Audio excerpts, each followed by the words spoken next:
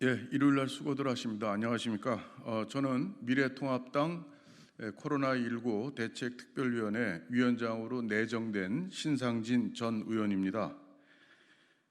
저희 당에서는 이 코로나가 크게 재확산되는 데 대비해서 이 코로나 감염병을 최소화하고 또한 피해 대책을 마련하기 위해서 우리 당 차원에서 특위를 구성하게 됐습니다. 앞으로 특위 구성은 관련해서 제가 위원장을 맡게 되고요.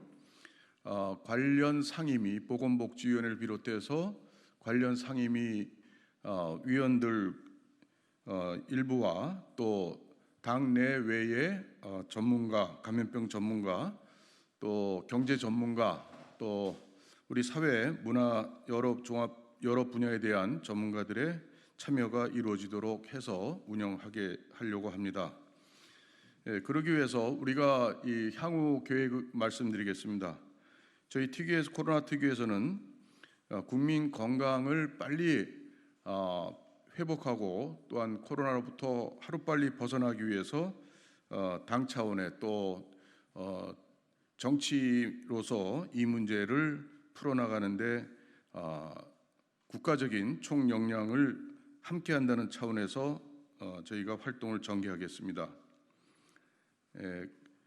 우선 먼저 이 치료제라고 해서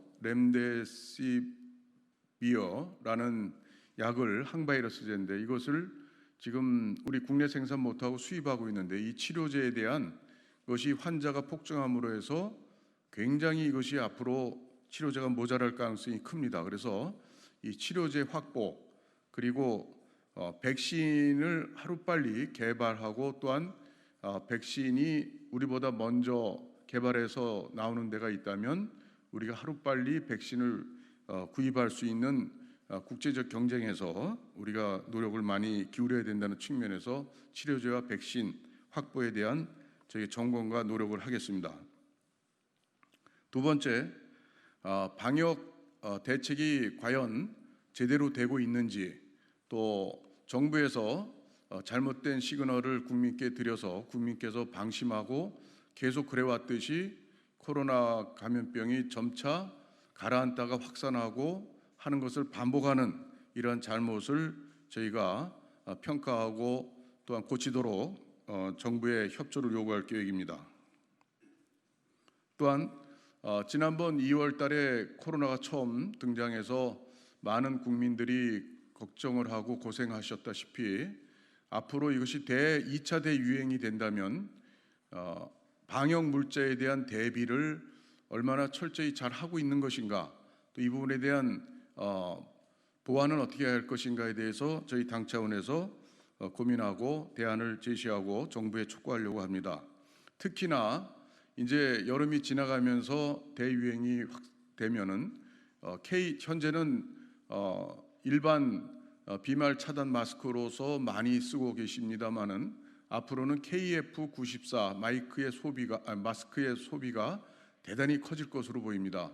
그것이 정말 백신보다도 더 중요한 그런 것이 바로 마스크입니다. 이 마스크 생산에 과연 또 지난번 같이 그런 대란은 생기지 않도록 저희가 철저히 점검할 것입니다. 그리고 의료 시스템, 지난번 코로나 대구에서의 큰 사태를 맞이해서 보면 지자체와 또한 의료계 또 중앙정부 차원의 협조적인 시스템이 확실하게 잘 안 되어 있었습니다. 그래서 전국 의료 통합 관리 시스템을 하루빨리 조속히 만들어서 대비할 수 있도록 저희가 촉구하고 또한 노력을 기울일 것입니다. 또한 코로나로 인한 이 재난을 받는 사람들은 대개 영소 소자영업자나 중소기업 또는 취약계층 또 저소득층 이런 부분에 몰려 있습니다. 이러한 재난에 대해서 특히 취약한 계층에 대해서 우리 당 차원에서 그 부분에 대한 지원을 특별히 강조하고자 합니다. 또한 아울러서 이 의료 붕괴가 이루어질지도 모르는 그러한 만약의 경우에 대비해서 의료 시스템을 최대한 점검해서 보완해 나가도록 해야 될 것입니다. 또한 중소기업 등을 비롯해서 우리나라 산업 전반에 끼치는 영향을 최소화하고 우리가 지속 가능한 경제를 유지할 수 있도록 하는데 또한 종합적인 저희가 대책을 마련해서 나가도록 하겠습니다. 이런 것들을 위해서 저희가 현장 실태 파악에 좀 더 주력하고 그건 팩트를 위주로 해서 정쟁이 아닌 팩트를 위주로 해서 우리 당 차원의 코로나 극복을 위한 역할을 우리 특위에서 앞장서 하겠다는 말씀을 드립니다. 또한 정부에 요청을 합니다. 정부는 이 코로나 감염병에 대한 위기를 극복하기 위해서는 그동안 국민께서 잘 협조해 주셨던 것이 가장 큰 원인입니다. 이 국민의 협조가 없이는 우리는 코로나 위기를 극복할 수 없습니다. 국민의 협조를 우리가 이끌어내기 위해서는 국민과 함께 우리가 함께하는 그런 사회 풍토 조성이 필요하다고 봅니다. 국민을 범죄자로 몰거나 특정 집단을과 또 단체 개인을 범죄자로 모는 그런 낙인 찍기의 태도는 정부에서 앞장서서 지양하셔야 할 것으로 보입니다. 그리고 두 번째로는 이 코로나 전쟁이라는 상황에서 의료계의 갈등이 정부가 이것을 오히려 원인 제공을 하고 있습니다. 지금 의대생 또 그리고 병원의 전공의 전임이 비롯해서 병원 봉지기까지 또 개원의까지 지금 또 이번 돌아오는 주에 대대적인 파업을 한다고 합니다. 이것은 정말 있을 수 없는 일입니다. 왜 의료인들의 협조를 더욱 절실히 구해야 될 그러한 코로나 전쟁 시기에 어떻게 의료인들을 자극하고 또 파업까지 이르게 하는 이러한 의료 공백 사태를 자초하는 이런 정부의 잘못된 점을 지적합니다.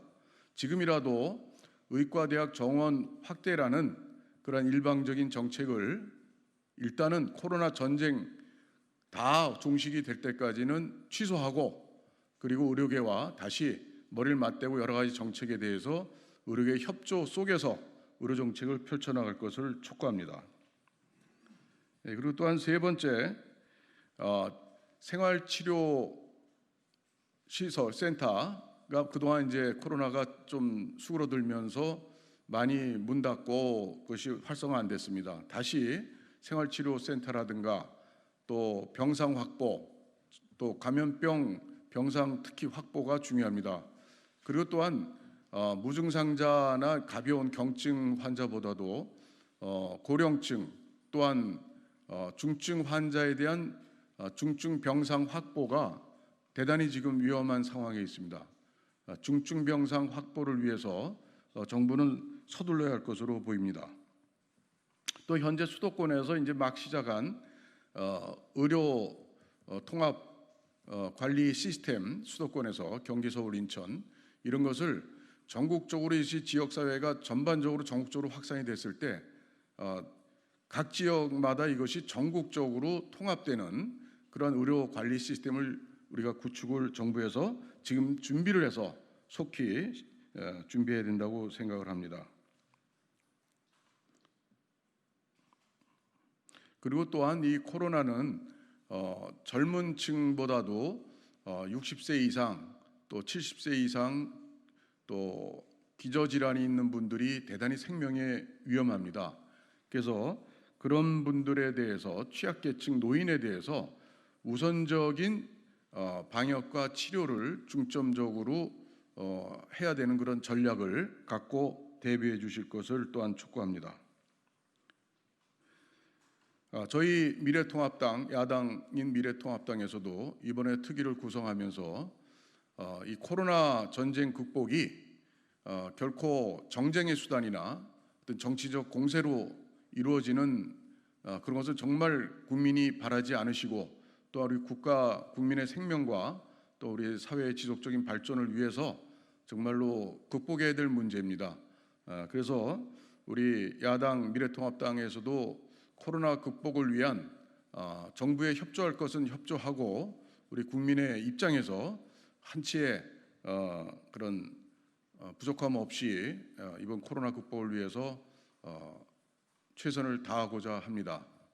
정부에서도 그러한 충정을 이해하고 코로나를 정쟁의 도구로 삼지 말아줄 것을 특별히 강조해서 부탁합니다.